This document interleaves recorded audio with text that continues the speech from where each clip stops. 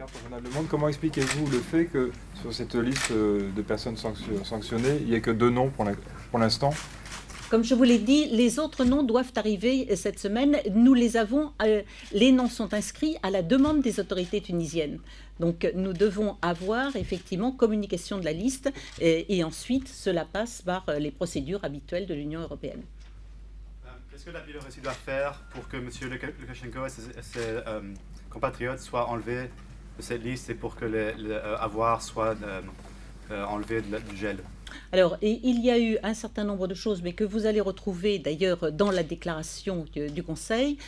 Nous, ce que nous voulons d'abord, c'est effectivement distinguer à la fois, distinguer d'une part les autorités biélorusses envers lesquelles nous avons des exigences très fortes et à l'encontre desquelles il y a des sanctions qui peuvent s'exercer, et d'autre part le peuple biélorusse qui ne doit pas être victime effectivement des mesures qui pourraient être prises.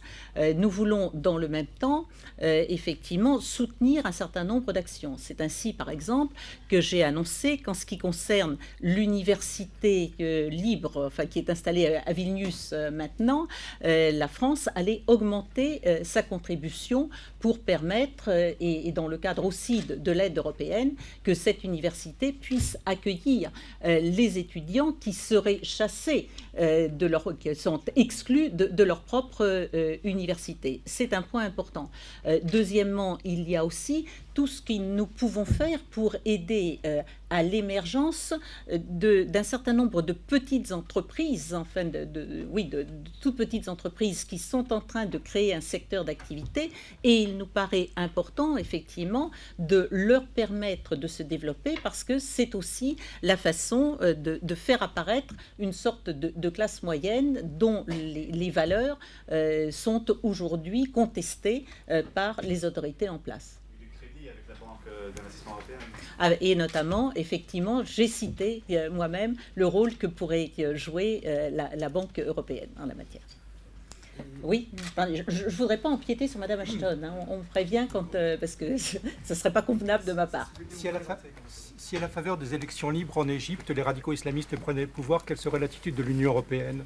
N'y a-t-il pas une crainte que l'Égypte devienne un nouvel Iran, comme ça a été dit dans la région? Ce sont des sujets qui ont été effectivement évoqués, il n'y a pas à le cacher, ce sont des craintes qui peuvent exister, mais je pense aussi que c'est en ayant peu de démocratie ou un manque de respect des droits de l'homme, ou en ayant d'ailleurs des difficultés économiques, que les pays voient surgir l'adhésion de certaines personnes aux mouvements les plus radicaux.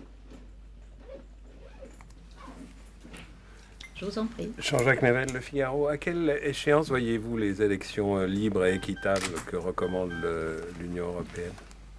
En Égypte. Écoutez, normalement, il y a des élections qui doivent se produire au mois de septembre, si je ne me trompe. Salut Europaef, agence de presse Sonia en Ukraine. Est-ce que vous pouvez juste préciser comment important était cette augmentation de contribution de la France pour l'Université libre de Biélorussie? Écoutez, je n'ai plus les chiffres en tête, donc je risquerais de vous dire des bêtises. Je vous dis simplement, on a décidé d'augmenter, mais je ne peux plus vous dire exactement ce que c'est.